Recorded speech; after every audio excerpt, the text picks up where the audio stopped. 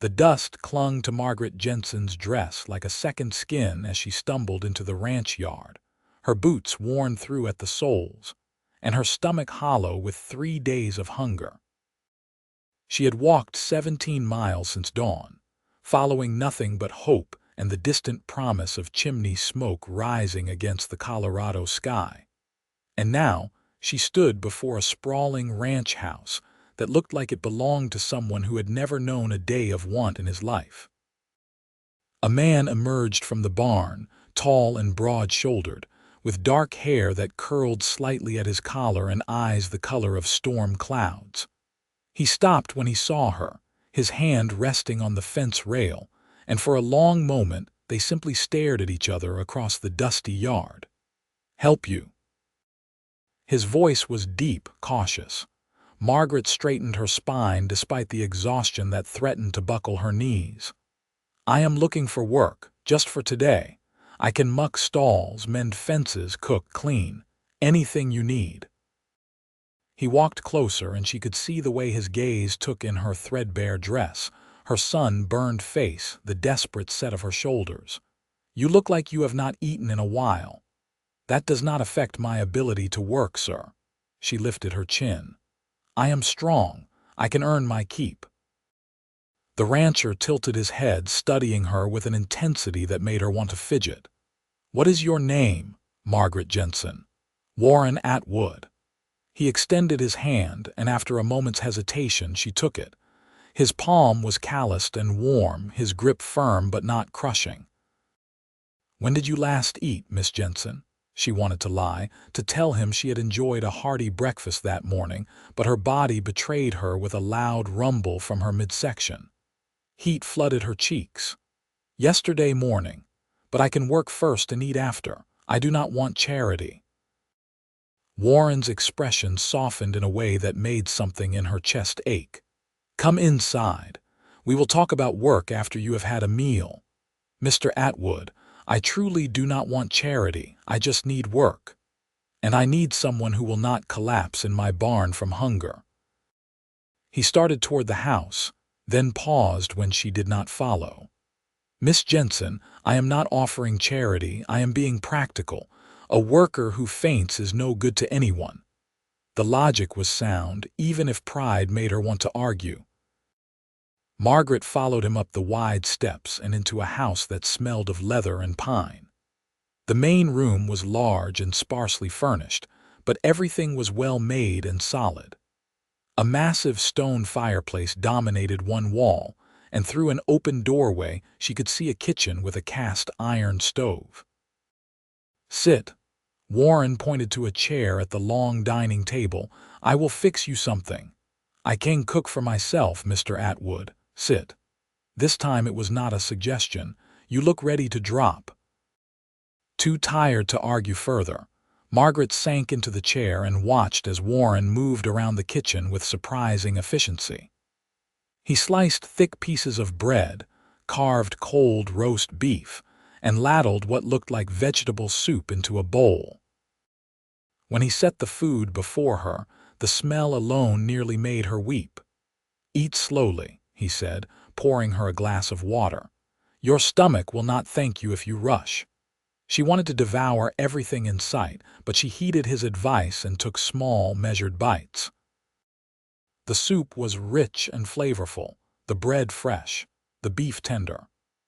After days of nothing but water from streams and the handful of berries she had managed to find, it tasted like heaven. Warren sat across from her, his own plate before him, though he seemed more interested in watching her eat than touching his own food. "Where are you from, Miss Jensen?" She swallowed a mouthful of bread. "Kansas originally, most recently from Denver." "That is a long way to walk." "I did not walk the whole way. I had a horse until 2 weeks ago. He went lame and I had to put him down." The memory still hurt. Old Chester had been her last connection to her father. "I have been on foot since then." "You are alone." Margaret met his eyes steadily. "My father died 6 months ago, influenza. My mother passed when I was 12. I have no siblings, no other family. I am sorry." The words were simple but genuine. "Thank you." She took another spoonful of soup. "My father and I ran a small farm, but when he died, I discovered he had debts I knew nothing about. The bank took everything. I went to Denver thinking I could find work, but—" She trailed off, not wanting to explain the reality of being a young woman alone in a city full of men who thought her desperation made her available. Warren's jaw tightened as if he understood what she was not saying. "This ranch is called the Twin Creek. We run cattle and horses. My foreman, Jack Thornton, manages the day-to-day operations with a crew of 6 men. My housekeeper, Mrs. Harmon, left 3 weeks ago to live with her daughter in Cheyenne. I have been managing on my own, but the house needs work I do not have time to do." Hope flickered in Margaret's chest. "I am an excellent housekeeper, Mr. Atwood, and I can cook. My mother taught me before she passed, and I kept house for my father for years." "Can you ride?" "Yes, sir. I grew up on a farm. I can handle horses, cattle, chickens. I can shoot too if needed." Warren leaned back in his chair, his fingers drumming on the table. "Miss Jensen, you said you wanted work for just today. Why only today?" She set down her spoon, choosing her words carefully. "Because in my experience, it is easier to find work for a single day than to presume someone will want you for longer. People are more willing to say yes to temporary help. That is a sad way to live. It is realistic."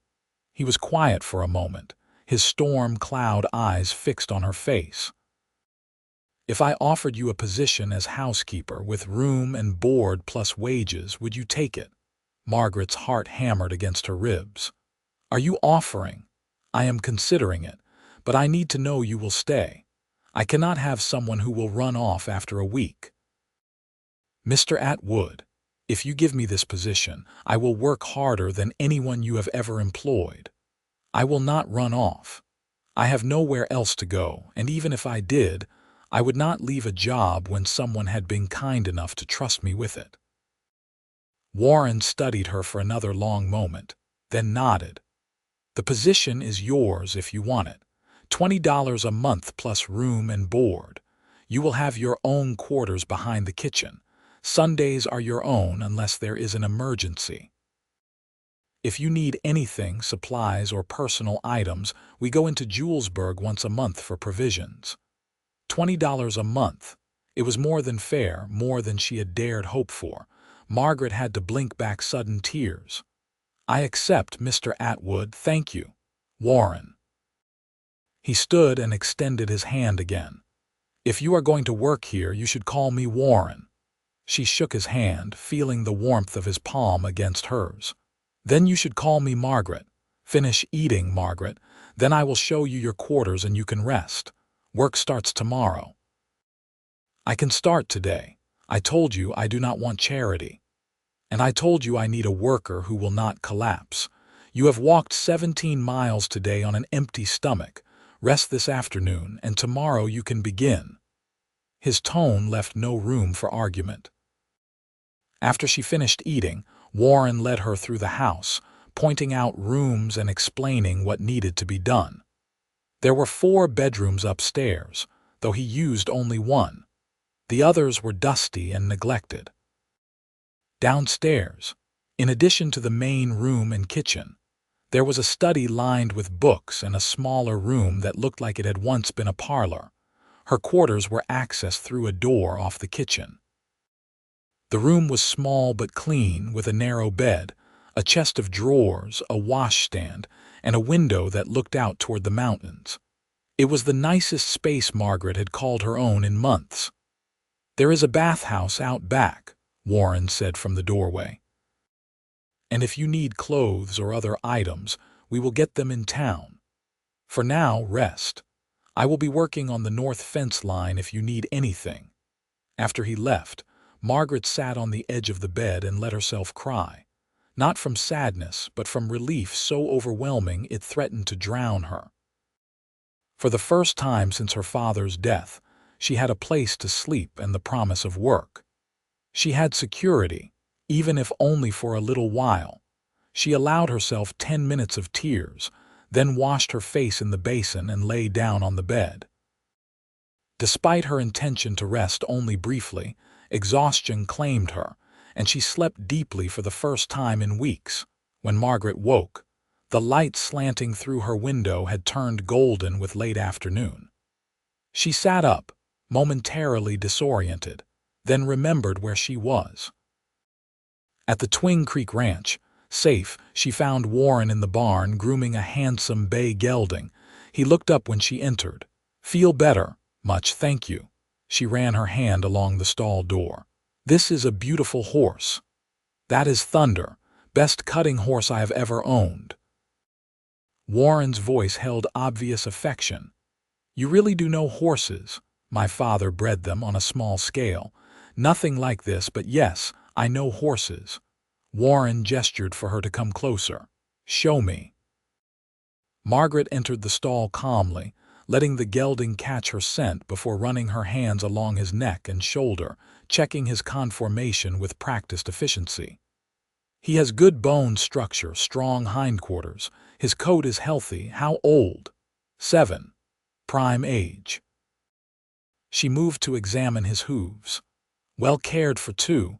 You do your own farrier work." "Jack does most of it. I help when needed."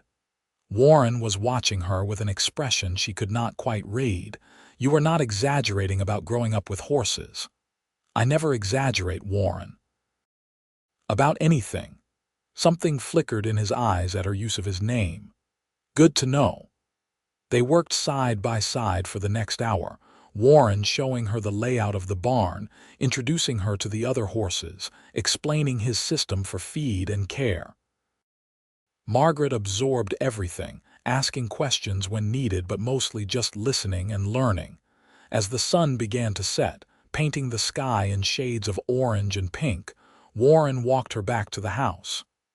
"Hungry again? I can cook dinner. It is the least I can do." "Not tonight."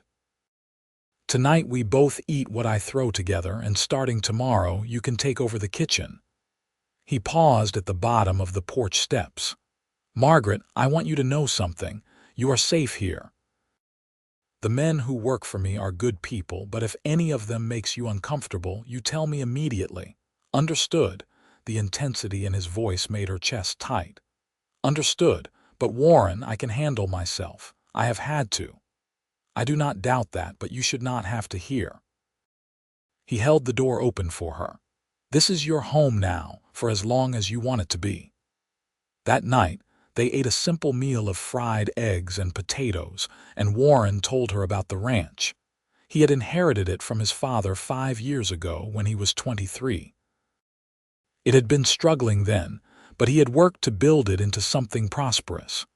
He bred horses and raised cattle, supplying both to the Army and to other ranchers throughout Colorado and beyond.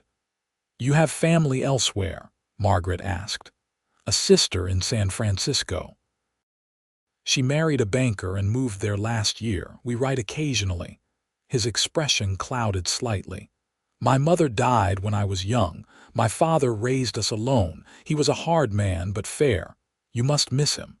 Every day." Warren met her eyes across the table. "But life moves forward whether we are ready or not." Margaret nodded, understanding that truth all too well. The next morning she woke before dawn and dressed in the same worn dress she had arrived in. She needed new clothes desperately, but that would have to wait until the trip to Julesburg. For now she had work to do. She found the kitchen cold and dark and set about building a fire in the stove. By the time Warren emerged from his room, the scent of coffee and frying bacon filled the air. He stopped in the doorway, surprise evident on his face. "You did not have to start this early." "Neither did you, I imagine, but here we are." She cracked eggs into the skillet. "How do you like your eggs?" "However you make them is fine." He poured himself coffee and sat at the table, watching her move around the kitchen with the same intensity he had shown yesterday. "You look like you have cooked in this kitchen for years." "A kitchen is a kitchen. Once you know where things are, the rest is instinct." She plated the food and set it before him, then fixed her own plate and sat down. They ate in comfortable silence, and Margaret marveled at how natural it felt to share a meal with this man she had known for less than a day. There was something steady about Warren, something that made her feel grounded in a way she had not felt since her father's death. After breakfast, Warren left to meet his foreman and the ranch hands, and Margaret set to work on the house.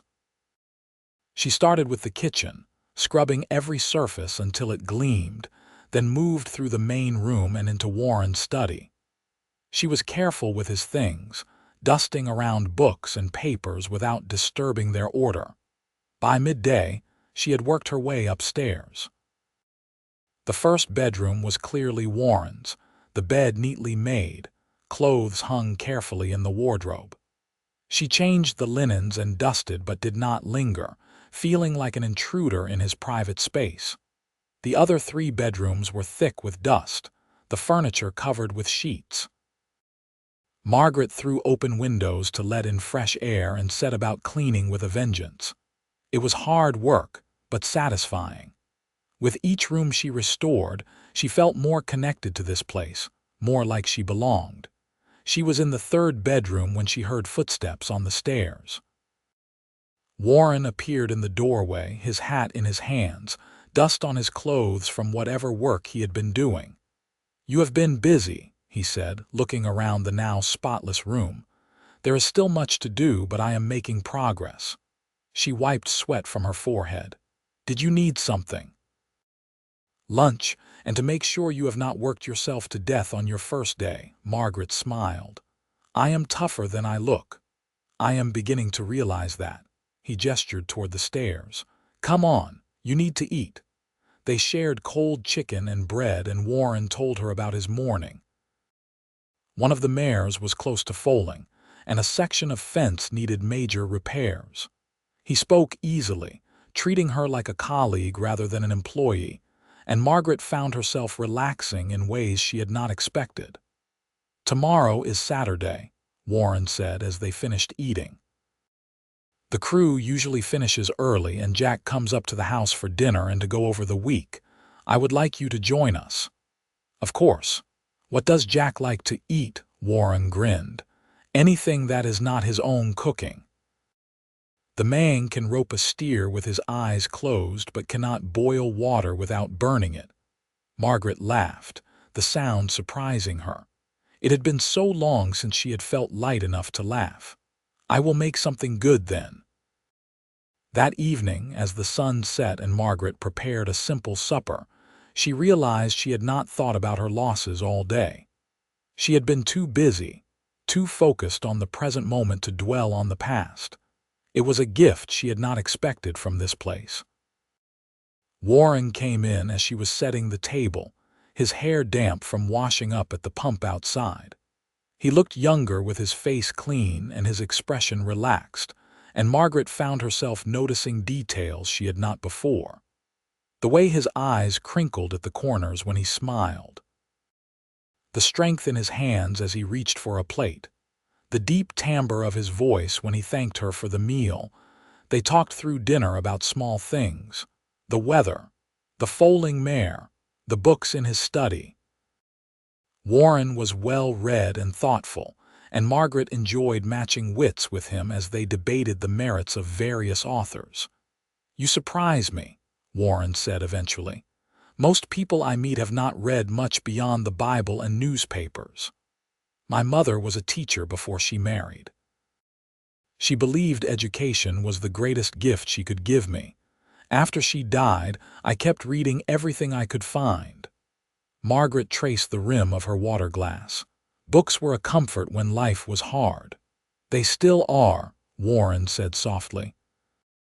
"You are welcome to borrow anything from my study whenever you like." "Thank you, that is generous." "Not generous, practical. Books are meant to be read." As they cleaned up together, working side by side in the kitchen, Margaret felt something shift between them. It was subtle, barely there but undeniable. An awareness that had not existed before. When Warren's hand brushed hers as they both reached for the same dish, electricity sparked up her arm. Their eyes met, and for a long moment neither of them moved. Then Warren stepped back, clearing his throat. "I should check on Thunder before bed, of course." Margaret's voice sounded breathless to her own ears. "I will finish here." After he left, she stood alone in the kitchen, her heart racing. This was dangerous territory. Warren was her employer, and she was entirely dependent on his goodwill for her survival. She could not afford to develop feelings for him, no matter how kind he was or how her pulse quickened when he looked at her. But as she lay in bed that night, listening to the sounds of the ranch settling around her, Margaret could not stop thinking about the warmth in Warren's eyes or the gentleness in his voice when he spoke to her. She had only been here 2 days, but already this place felt more like home than anywhere she had been since her father's death. Saturday dawned clear and bright. Margaret rose early, determined to make a good impression on Warren's foreman. She prepared a roast with potatoes and carrots, baked fresh bread, and even made an apple pie from supplies she found in the pantry. Jack Thornton arrived at 6 o'clock sharp, a weathered man in his 40s with kind eyes and a ready smile. He removed his hat when he entered and nodded respectfully to Margaret. "You must be Miss Jensen. Warren told me he hired a new housekeeper. Welcome to Twin Creek." "Thank you, Mr. Thornton. Please call me Margaret. Only if you call me Jack." He sniffed the air appreciatively. "Something smells wonderful." Over dinner, Margaret learned that Jack had worked for Warren's father and had stayed on when Warren inherited the ranch. He spoke of Warren with obvious respect and affection, describing him as fair, hardworking, and devoted to the land. "His father was a difficult man," Jack said, accepting a second helping of roast. "Hard on Warren especially, always expecting more, but Warren never complained. He just worked until he proved himself. By the time his father passed, everyone on this ranch knew Warren was born to run it." Margaret glanced at Warren, who looked uncomfortable with the praise. "Jack exaggerates." "I do not." Jack turned to Margaret. "This ranch was in debt when Warren took over. 5 years later, it is one of the most prosperous operations in the territory. That is not luck. That is leadership." Warren changed the subject, steering the conversation to business matters.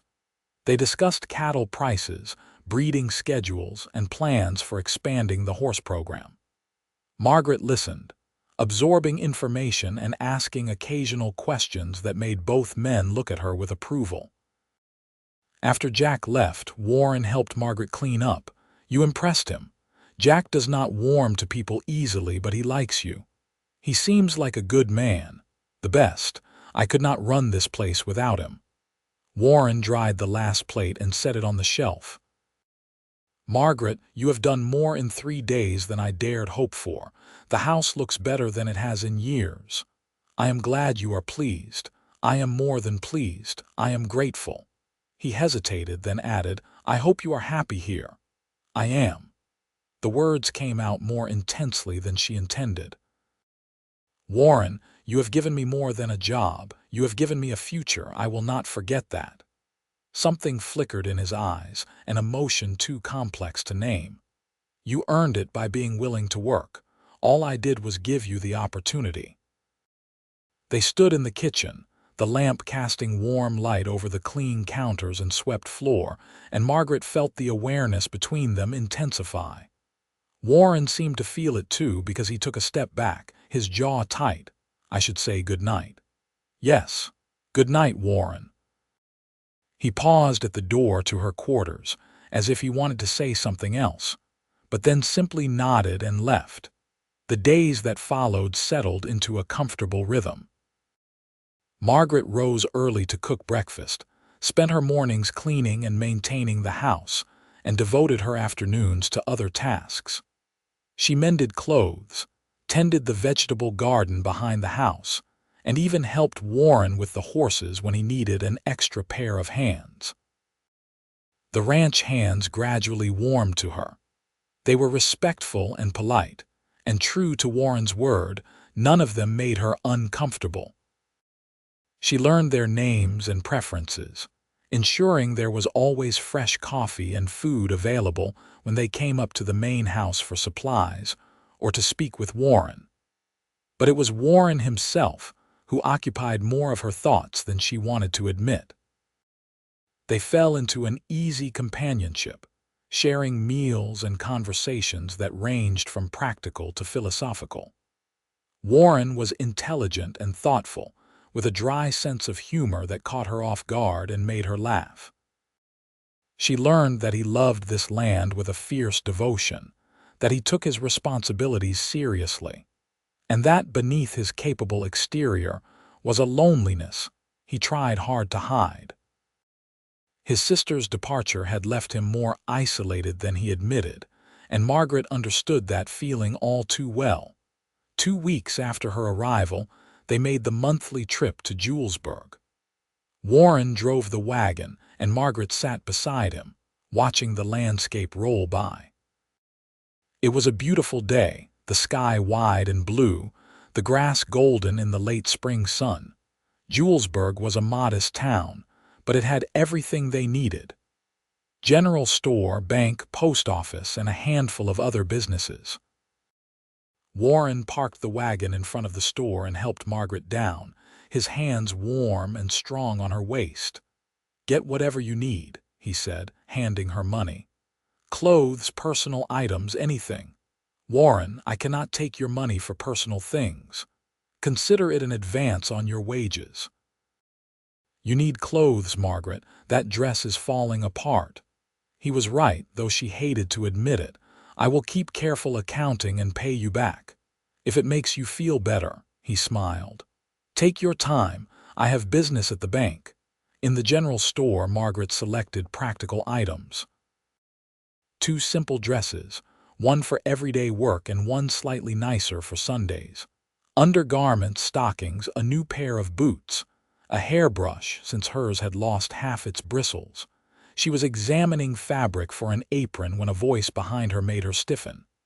Well, well, if it is not Margaret Jensen. She turned to find Raymond Cooper, a man she knew from Denver. He had been one of the many who thought her desperate circumstances entitled him to liberties.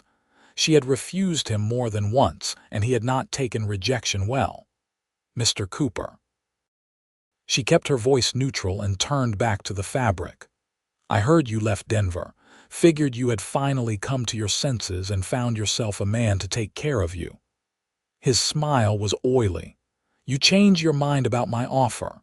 "No, Mr. Cooper, I have not. Now, if you will excuse me." He grabbed her arm, his grip tight enough to bruise. "I am talking to you. Let go of me." Margaret kept her voice low but firm. "You think you are too good for me. A woman alone, no family, no prospects. You should be grateful for any attention you get. The lady asked you to let go." Warren's voice was quiet but carried an edge like steel. He stood a few feet away, his expression calm but his eyes promising violence if Cooper did not comply. Cooper released Margaret's arm immediately. "We were just talking." Looked like more than talking from where I stood. Warren moved closer, positioning himself between Margaret and Cooper. "I think you should leave now." "Who are you to tell me what to do?" "Warren Atwood. I own the Twing Creek Ranch." His voice remained eerily calm. "And Miss Jensen works for me. If I see you near her again, we are going to have a problem. Do you understand?" Cooper's face flushed red, but he must have seen something in Warren's expression that warned him not to push further. "Fine." She was not worth the trouble anyway. After he stormed out, Warren turned to Margaret. "Are you all right?" "Yes, thank you." She rubbed her arm where Cooper had grabbed her. "He was persistent in Denver. I kept refusing him, which apparently made me a challenge." Warren's jaw was tight. "Did he hurt you?" "No. He grabbed me a few times, said things, but I got away before it went further." She met his eyes. That is part of why I left Denver. Men like him were everywhere, and without protection or family, I was vulnerable. You are not vulnerable anymore. Warren's voice was fierce. You are under my protection now. Anyone who touches you answers to me. The intensity of his words made her breath catch. Warren, you do not have to fight my battles. Maybe not, but I will anyway. He took a breath, visibly calming himself. Finish your shopping, I will wait. They drove home in near silence, the easy companionship of the morning replaced by something heavier, more charged. Margaret could feel Warren's anger simmering beneath his calm exterior, and part of her was moved by his protectiveness, even as another part worried about the complications it might bring. That evening, as they ate dinner, Warren finally spoke about what had happened. Margaret, I need you to promise me something. If anyone bothers you, anyone at all, you tell me immediately. I do not care who it is or what they say. I need to know. Warren, I can handle myself. I know you can, but you should not have to. Not here.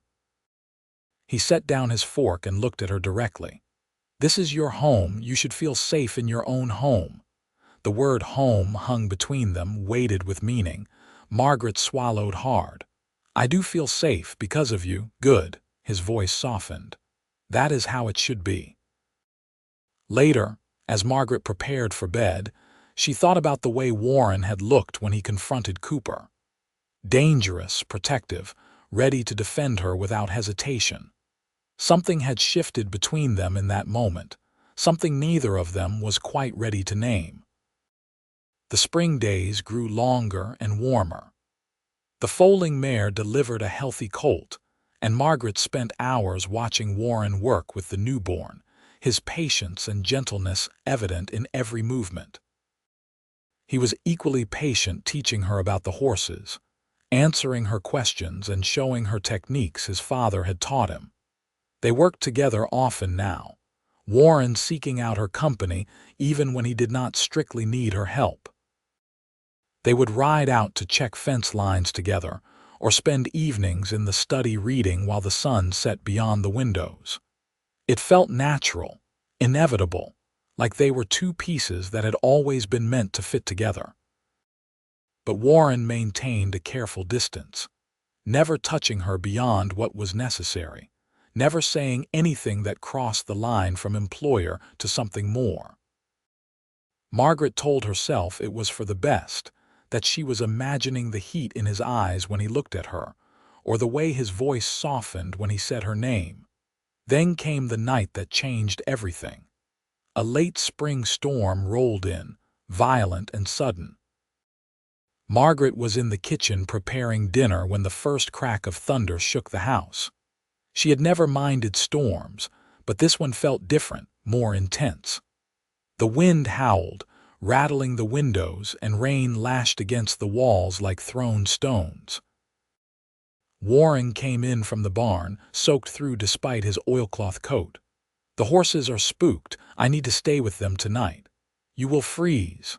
Margaret was already moving, grabbing towels. At least dry off and eat something hot first. I do not have time. Warren, 5 minutes will not make a difference to the horses, but it might save you from pneumonia. Sit. He must have been too cold and tired to argue because he dropped into a chair and let her fuss over him. She handed him towels and poured hot coffee while reheating the stew she had made for dinner. You are stubborn, he said, but there was affection in his voice. I learned from the best. She set a bowl before him. Eat, then I am coming to the barn with you. Margaret, no. The storm is too dangerous. Then it is too dangerous for you to be out there alone. If something happens, you will need help. She met his gaze steadily. I am coming. They argued for another few minutes, but Margaret was immovable, and eventually Warren gave in with a shake of his head and what might have been the ghost of a smile. The barn was chaos. The horses were wild-eyed and restless, their fear palpable in the close space. Warren moved among them, his voice low and soothing, his hand steady. Margaret followed his lead, helping to calm the more nervous animals. They worked for hours as the storm raged outside. Lightning split the sky, and thunder crashed so loud it felt like the world was ending. But inside the barn, Warren's presence was an anchor, his calm spreading to the frightened animals and to Margaret herself. Around midnight, the worst of the storm passed. The rain still fell, but the thunder had moved on, rumbling in the distance. The horses had finally settled, exhausted from their fear. Warren leaned against a stall door, his face drawn with fatigue. Margaret brought him a blanket from the tack room and draped it around his shoulders. "You should go back to the house," he said. "Get some sleep. Not without you." "Margaret, Warren," she matched his tone. "You are exhausted. The horses are calm now. Come back to the house." He looked at her for a long moment, and something in his expression made her heart race. "You are the most stubborn woman I have ever met. You said that already." It bears repeating. But he pushed off the stall door and let her lead him out into the rain. They ran across the yard, both of them laughing despite their exhaustion, and burst through the kitchen door dripping and breathless. Margaret grabbed more towels and they stood in the warm kitchen trying to dry off. "You are shivering," Warren said, noticing how she trembled. "So are you. I will build up the fire." He moved to the main room, and soon flames were crackling in the fireplace. Margaret joined him, holding her hands toward the warmth. They stood side by side, so close she could feel the heat radiating from his body. The firelight cast shadows across his face, highlighting the strong line of his jaw, the curve of his mouth. When he turned to look at her, the intensity in his eyes stole her breath. "Margaret." Her name was barely a whisper. "I have tried to ignore this, to keep my distance, but tonight, seeing you out there with me, I cannot pretend any more." Her heart hammered against her ribs. "Pretend what?" "That you are just my housekeeper, that I do not think about you every moment of the day, that I have not been falling for you since the moment you walked into my yard asking for work." He reached out, his fingers gentle as they brushed a damp strand of hair from her face. "Tell me to stop. Tell me I am your employer and this is wrong, and I will walk away right now." Margaret's breath caught. Every practical instinct screamed at her to protect herself, to maintain the safe distance she had tried so hard to preserve. But her heart had other ideas. "What if I do not want you to walk away?" Warren closed his eyes, and when he opened them again, the raw emotion there nearly undid her. "Then tell me I am not alone in this. Tell me you feel it too." "I feel it." The words tumbled out, honest and unguarded. "I've tried tried to remember my place, but Warren, I feel it every time you look at me, every time you say my name, every moment we are together. Thank God." He cupped her face in his hands, his touch achingly tender. "Margaret, I know the timing is complicated. I know I am your employer and you depend on me for security. If this is too much, if you need time, I will wait. I will wait as long as you need." "I do not want to wait." She covered his hands with hers. "I have spent so long being careful, being practical. But this, it is the first thing in so long that feels right, true." Warren made a sound that might have been relief or joy or both, and then he was kissing her. His lips were gentle at first, questioning, but when Margaret responded, threading her fingers through his damp hair and pulling him closer, the kiss deepened into something that felt like coming home. They broke apart eventually, both breathless, and Warren rested his forehead against hers. "I've wanted to do that for weeks. Only weeks," Margaret smiled. "I have wanted it since you offered me tomorrow and every day after." He laughed, the sound warm and full of joy. "Is that how you saw it? Is it not what you did? I asked for work just for today and you gave me a future." "You earned that future, Margaret, but yes, I suppose I did." He pulled her close, wrapping his arms around her. "And I want to keep giving it to you if you will let me, not as your employer, as the man who loves you." The words hung in the air, precious and fragile. Margaret pulled back just enough to see his face. "You love me." "I do. I know it is fast. I know we have only known each other a short time, but I love you, Margaret Jensen. I think I started falling the moment you lifted your chin and told me you were strong enough to work without eating first." Tears pricked her eyes, but they were good tears. "I love you too. I did not want to. It seemed foolish and dangerous, but I cannot help it. You make me feel safe and cherished and like maybe I deserve good things after all. You deserve everything good." He kissed her forehead, her cheeks, her lips. "And I want to give it to you." They stood by the fire for a long time, holding each other, neither wanting to break the spell of the moment. Eventually, Warren stepped back, his hand still holding hers. "We should talk about what this means." "Practically speaking." Margaret nodded, though part of her wanted to stay in the warmth of confession without worrying about logistics. "All right. You cannot be my housekeeper anymore, not if we are courting. It would not be proper. Warren, I need to work. I cannot be dependent on you for everything." "You would not be dependent. You would be my partner." He squeezed her hands. "I have been thinking about expanding the horse operation, breeding stock specifically for the army. I need someone who knows horses and has business sense. Someone I trust completely. That could be you. Are you offering me a job or a courtship? Both, either, whatever you want." He smiled. "I am trying to figure this out as I go, Margaret. I have never done this before." "Neither have I." She considered his offer. Working with the horses appealed to her far more than housework, and she did have knowledge and experience to contribute. What would Jack say? "Jack has been telling me for 2 weeks that I am an idiot if I do not court you properly. He will probably throw a party when I tell him." Margaret laughed. "Then yes, I will work with you on the horses, but Warren, I still need to contribute to the household. I cannot just abandon all the work.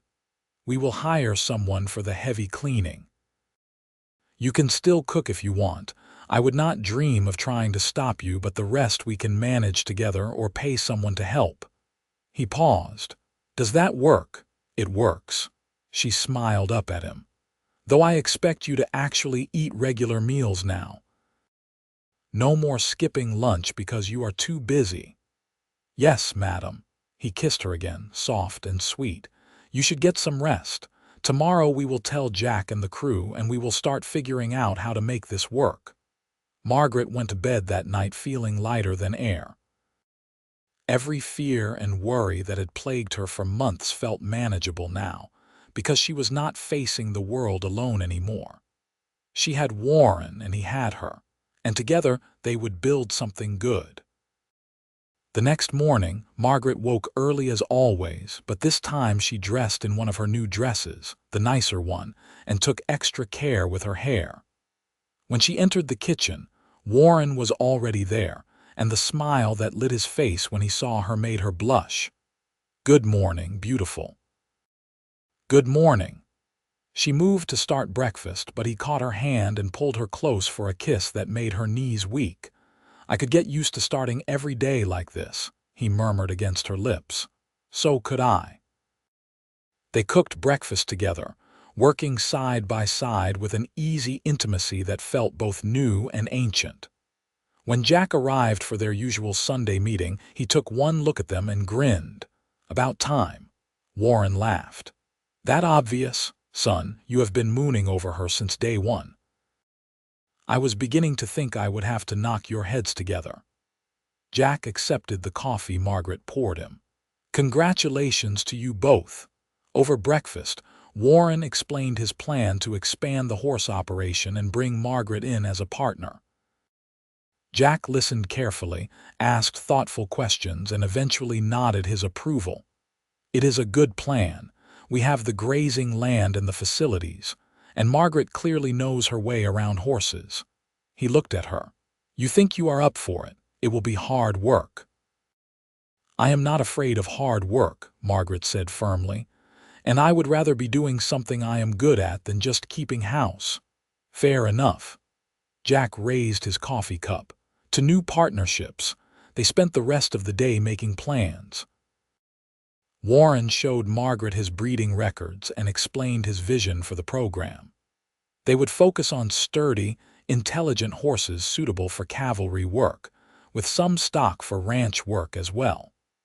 It would mean expanding the barn, hiring additional help, and making trips to look at breeding stock. "We will need to travel," Warren said as they stood in the barn looking at the current string of horses. "To Denver, possibly to Kansas to look at bloodlines. Would you be comfortable with that?" "As long as we are together, I will go anywhere," Margaret said. Warren turned to her, his expression serious.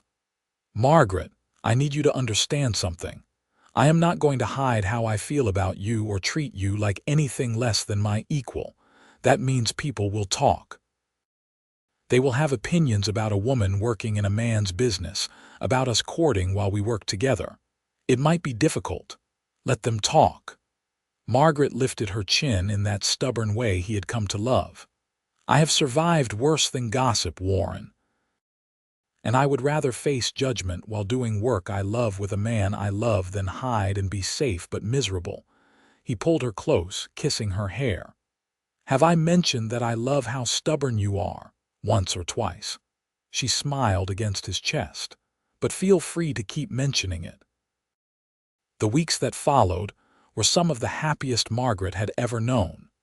She and Warren worked together every day, training horses, planning breeding matches, and building the foundation of what would become a renowned breeding program. They traveled to look at stock, presenting themselves as business partners, which was true even if it was not the whole truth. Warren courted her properly, with rides through the countryside, dinners by firelight, and long conversations about everything and nothing. He showed her the places on the ranch he loved best, the hidden valleys and clear streams, and Margaret fell in love with the land almost as much as she had fallen in love with the man. They were careful about propriety, always making sure Jack or one of the hands was nearby when they were alone together. But the boundaries were difficult to maintain when every instinct urged them to be closer. Warren was endlessly patient and respectful, even when Margaret could see the restraint it cost him. One evening in early summer, as they sat on the porch watching the sunset, Warren took her hand. "Margaret, I need to ask you something." The serious tone made her turn to him. "What is it?" "We have been courting for almost 2 months now. I know in some ways that is not very long, but in other ways it feels like I have known you forever." He paused, gathering his words. "I do not want to rush you, but I also do not want to waste time pretending I do not know what I want." Margaret's heart began to race. "What do you want?" Warren stood and pulled her to her feet, then took both her hands in his. "I want you to be my wife. I want to wake up with you every morning and fall asleep beside you every night. I want to build this ranch and this business together as true partners in every sense. I want children with you, a family, a life that is ours." He squeezed her hands. "Margaret Jensen, will you marry me?" Joy flooded through her, so intense it was almost painful. "Yes. Yes, Warren, I will marry you." He swept her into his arms, lifting her off her feet and spinning her around while she laughed. When he set her down, he kissed her with a passion that had been carefully restrained until now, and Margaret kissed him back with everything she had. "I do not have a ring yet," he said when they finally broke apart. "I wanted to ask you first, make sure you said yes before I presumed. I do not need a ring to know this is real. You will have one anyway, the best I can find." He cupped her face in his hands. "When do you want to get married?" "We can wait if you want a big wedding. Invite your friends, make it an event." Margaret thought of her father, who would never walk her down an aisle, of her mother, who would never help her choose a dress. She had no family to invite, few friends after so much time spent in survival mode. A big wedding would only emphasize everything she had lost. "I do not need a big wedding," she said. "I just need you. We could go to Julesburg next week, find a preacher and make it official." Are you sure? Most women want the ceremony, the celebration. I am not most women. And I have learned that what matters is not the show you make but the life you build after, she smiled. Though I would like a nice dress if that is all right. You can have whatever you want. He kissed her forehead. A new dress, flowers, dinner at the hotel. We will make it special even if it is small. They told Jack the next day, and his reaction was exactly what they had hoped. He shook Warren's hand with genuine happiness and kissed Margaret's cheek with fatherly affection. I could not be happier for you both, he said. Warren's father would have loved you, Margaret. He always said this ranch needed a woman's touch, someone strong enough to match Warren's stubbornness. The hands were equally pleased, offering congratulations and good-natured ribbing to Warren about being a lucky man. The atmosphere on the ranch felt celebratory, and Margaret marveled at how welcome she felt. These people, who had been strangers just months ago, had become her community, her support system. The following week, they traveled to Julesburg. Margaret wore a new dress of soft blue fabric that brought out her eyes, and Warren wore his best suit. They found a preacher who agreed to marry them that afternoon, with Jack and the hotel owner's wife standing as witnesses. The ceremony was simple but heartfelt. When Warren slipped a gold band on Margaret's finger and promised to love and cherish her for all their days, she believed him with every fiber of her being. And when she made the same promises to him, she knew she would spend the rest of her life keeping them.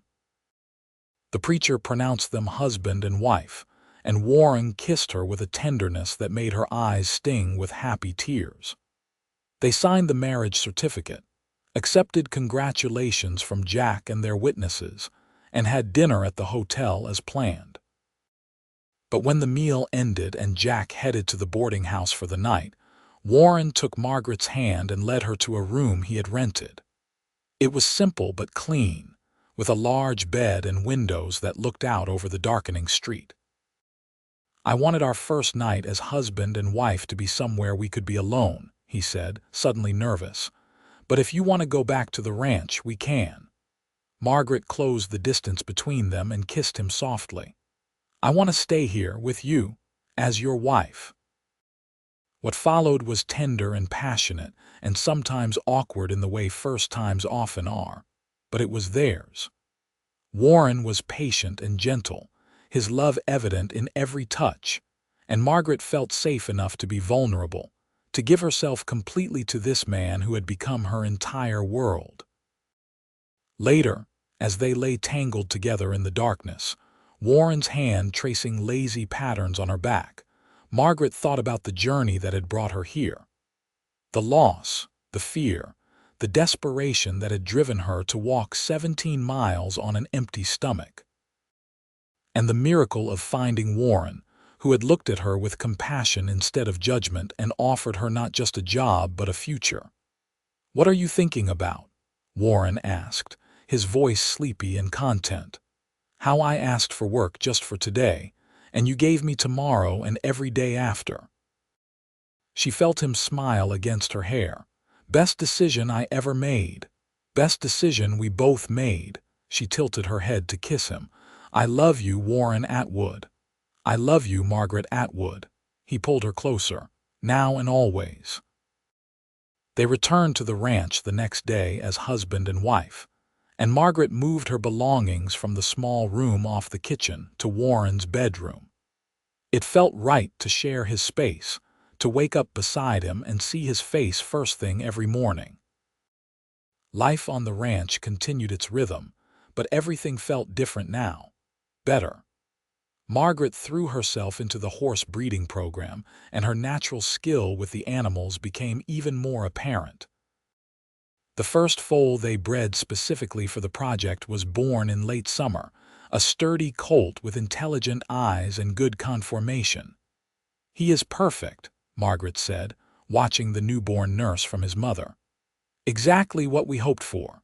Warren put his arm around her waist, pulling her close. "We make a good team." They did. Their partnership extended beyond the ranch into every aspect of their lives. They worked together, planned together, dreamed together. When decisions needed to be made, Warren always asked for Margaret's input, valuing her opinion as much as his own. That fall, Margaret realized she was pregnant. She had suspected for a few weeks but waited to be sure before telling Warren. When she finally gave him the news, his reaction was everything she could have hoped for. He swept her into his arms, laughing with pure joy, and then immediately became protective and concerned. "You cannot work with the horses anymore. What if you get kicked or thrown?" "Warren, I am pregnant, not made of glass. Women have been working through pregnancy since the beginning of time." "Not my wife. Not with my child." They argued about it for days, Margaret insisting she was capable, and Warren terrified of anything happening to her or the baby. Eventually, they compromised. She would continue working with the horses, but only the gentle ones, and she would stop riding and avoid any activity that put her in danger. As winter approached, they prepared for the baby's arrival. Warren converted one of the spare bedrooms into a nursery, building a cradle with his own hands and painting the walls a soft yellow. Margaret sewed blankets and tiny clothes, marveling at how small the garments were. "I am going to be a father," Warren said one night, his hand resting on Margaret's growing belly. "I am terrified, so am I." She covered his hand with hers. "But we will figure it out together, just like we have figured out everything else." "What if I am like my father? Too hard, too demanding?" "You will not be. You are already nothing like him, Warren. You are kind and patient and loving." She turned to face him. "Our child is lucky to have you as a father." The baby was born in early spring after a long night of labor that left Margaret exhausted but exhilarated.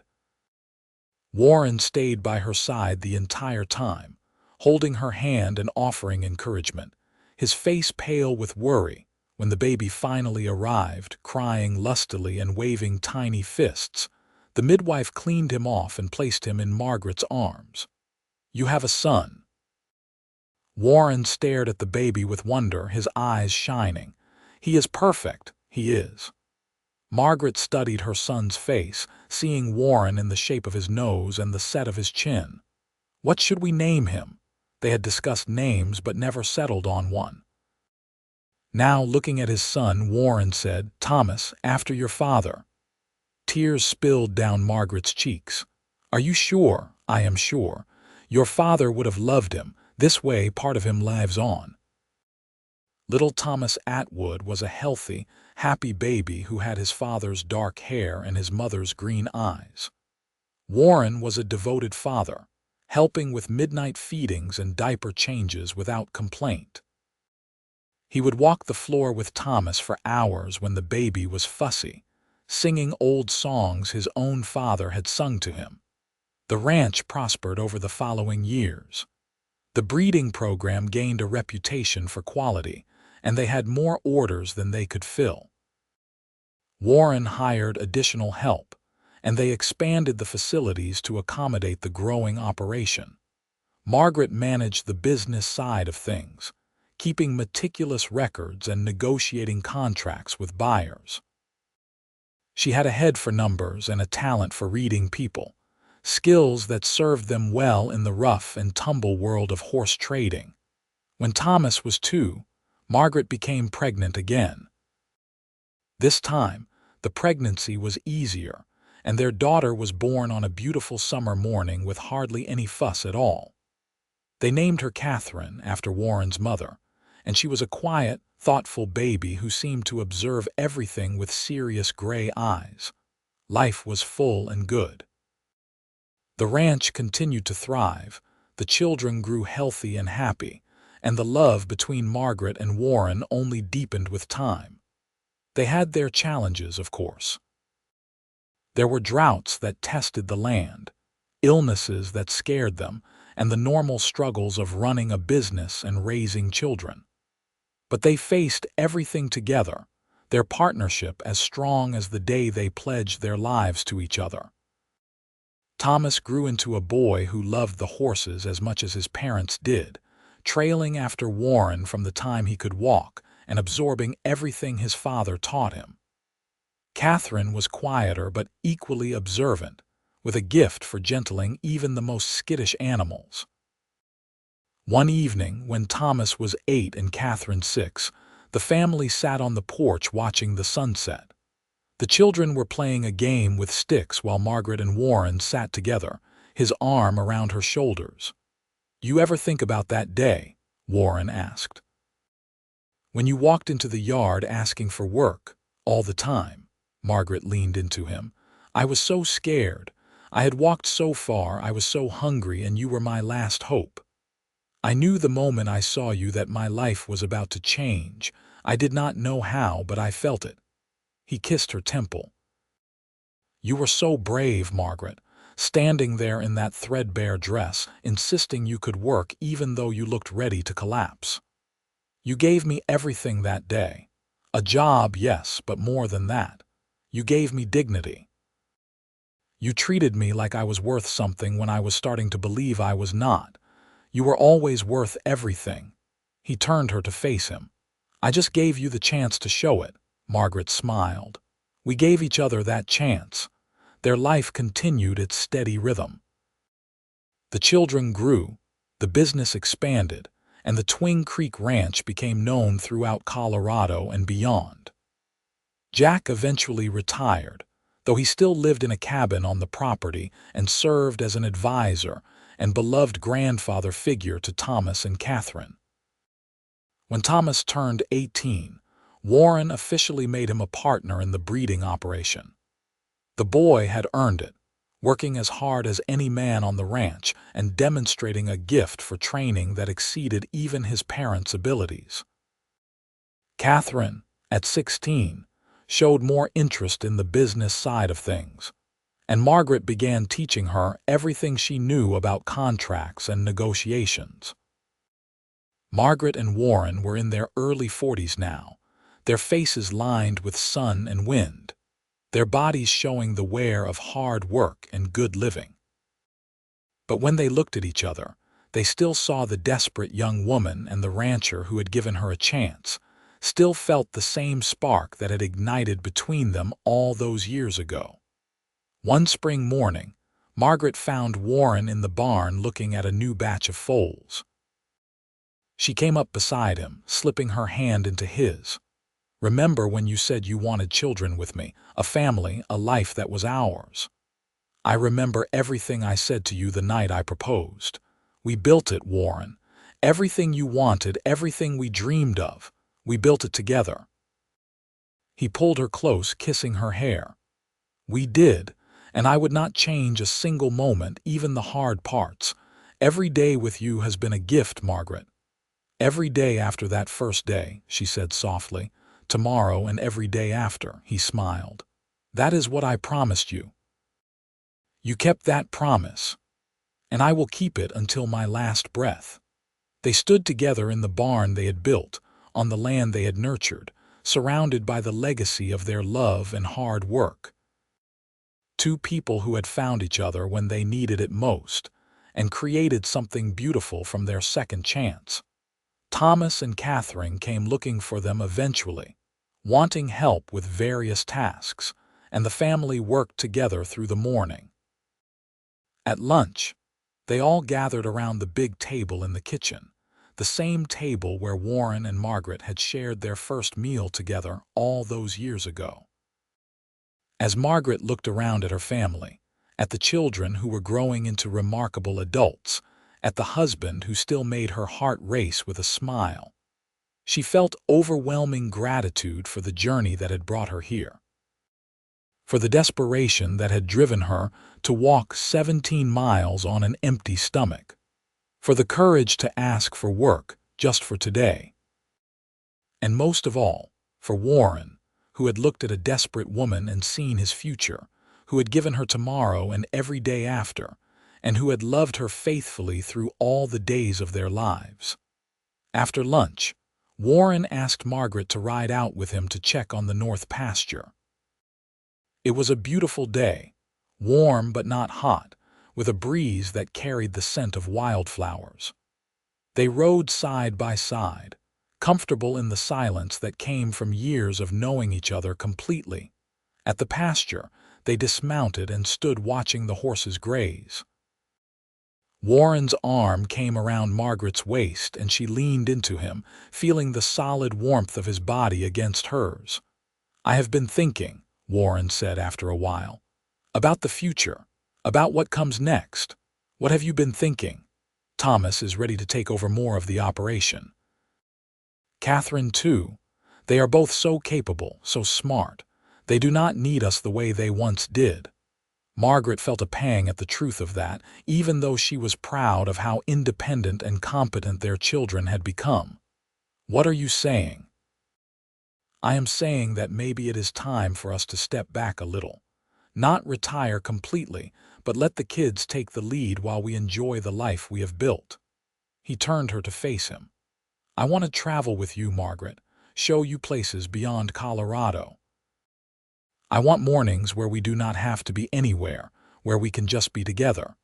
We have worked so hard for so long. Maybe it is time to simply live." The idea was appealing and a little frightening. Work had defined so much of their lives, given structure and purpose to their days. But Warren was right. They had earned the chance to slow down, to focus on each other instead of always pushing forward. "Where would we go?" "Anywhere you want. San Francisco to see my sister, the ocean, since you have never seen it. East to the cities, or just around Colorado exploring places we have never had time to visit." His eyes were bright with the possibilities. "What do you say? Ready for a new adventure?"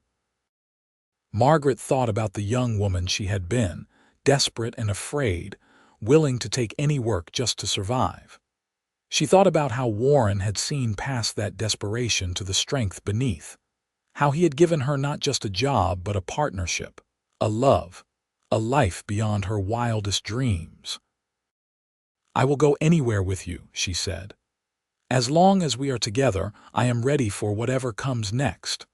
Warren kissed her then, long and sweet, with all the passion and tenderness that had characterized their marriage from the beginning. When they finally pulled apart, both were smiling. "Tomorrow," Warren said. "We will tell the kids tomorrow and start making plans." "Tomorrow and every day after," Margaret agreed. They mounted their horses and rode back to the ranch house, the sun warm on their faces and the future bright before them. Behind them stretched years of hard work and love, of children raised and a business built. Ahead lay new adventures and the continued joy of growing old together. That evening, as the family gathered for dinner, Warren and Margaret shared their plans. Thomas and Catherine were supportive and excited, already discussing how they would divide responsibilities and continue growing the ranch's reputation. "You both deserve this," Thomas said, his voice full of affection for his parents. "You have worked so hard for so long. It is time you enjoyed yourselves." "We will still be here," Warren assured him, "still involved, just not carrying the full weight of everything anymore." "We trust you both completely," Margaret added. "This ranch, this business, it is yours now, your legacy to build."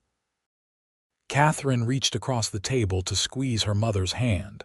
"Thank you for everything you have taught us, for the example you have set."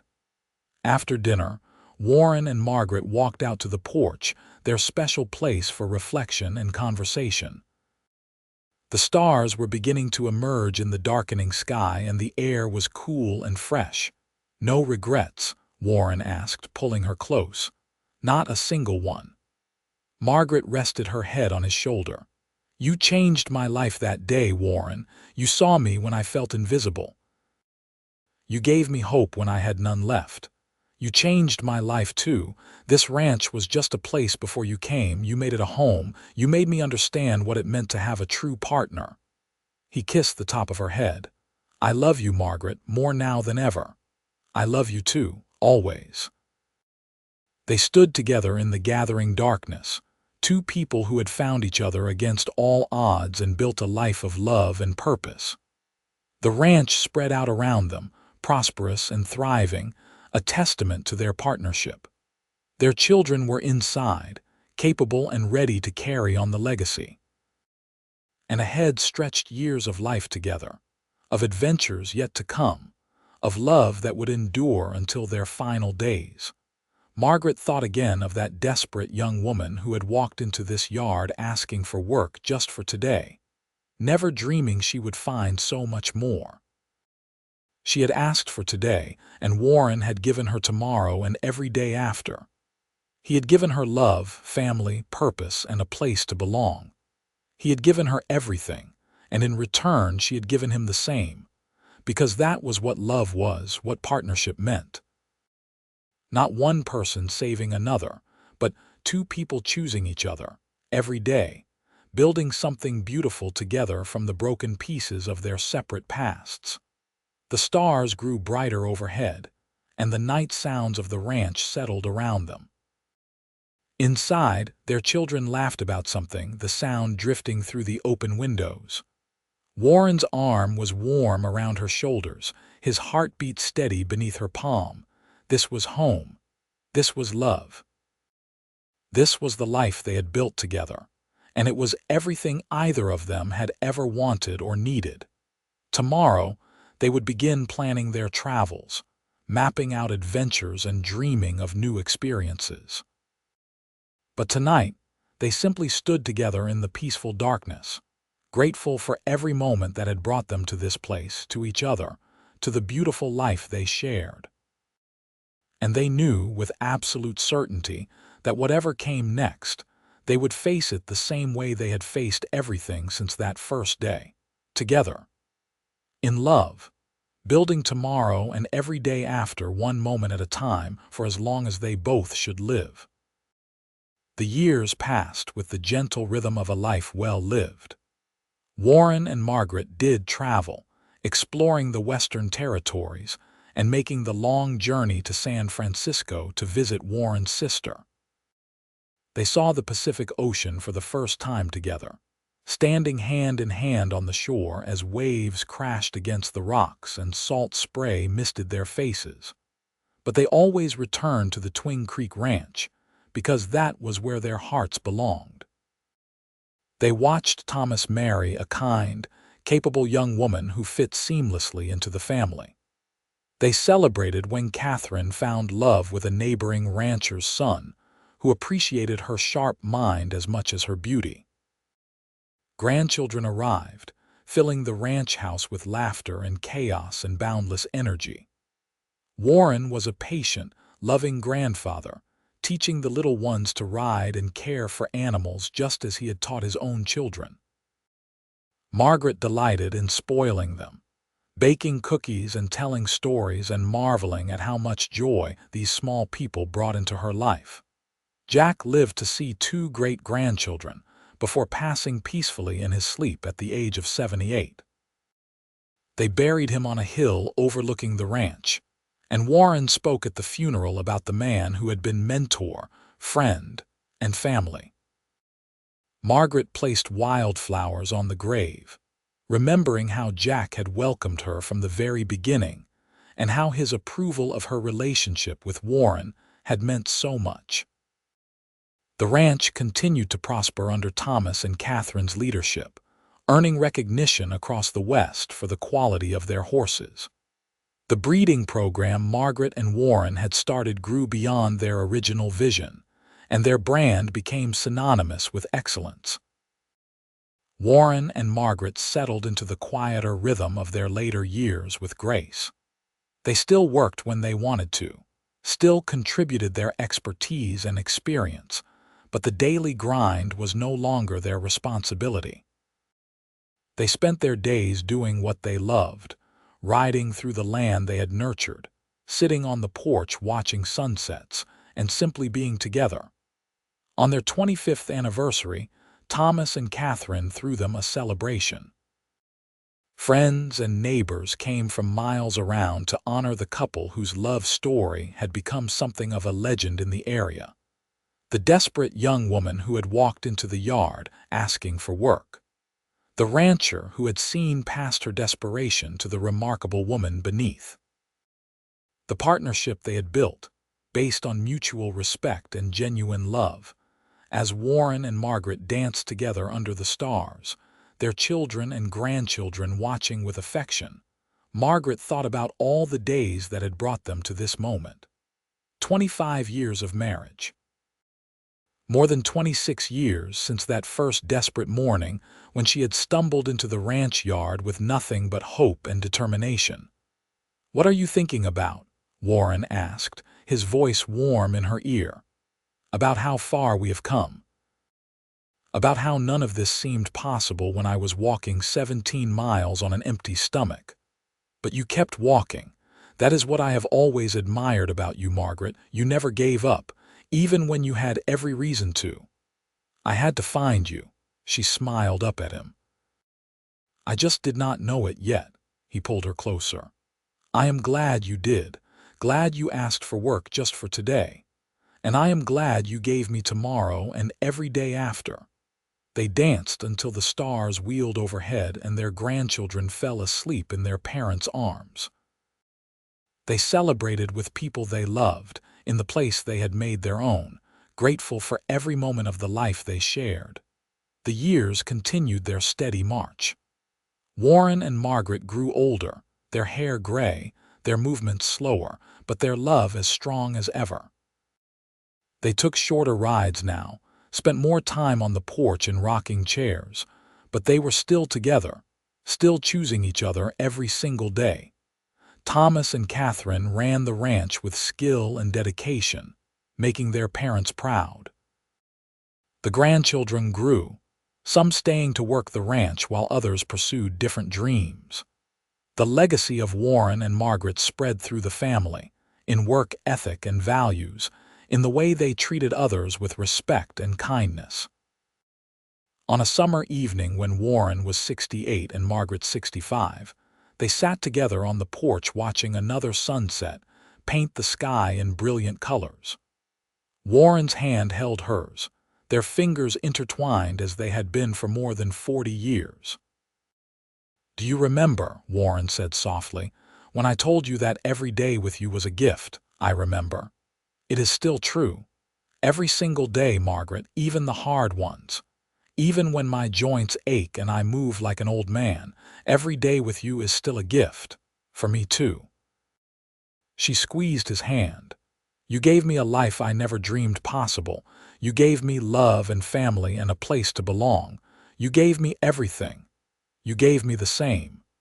He turned to look at her, his storm cloud eyes still full of the same love he had shown her from the beginning. "I love you, Margaret Atwood, more than life itself. I love you too, always and forever." As the sun dipped below the horizon and the stars began their nightly vigil, Warren and Margaret sat together in the peaceful darkness. Behind them, the house they had filled with love and laughter. Before them, the land they had nurtured and the legacy they had built. Around them, the family they had created, carrying forward the values and love they had demonstrated every day of their lives together. It was a good life, a full life.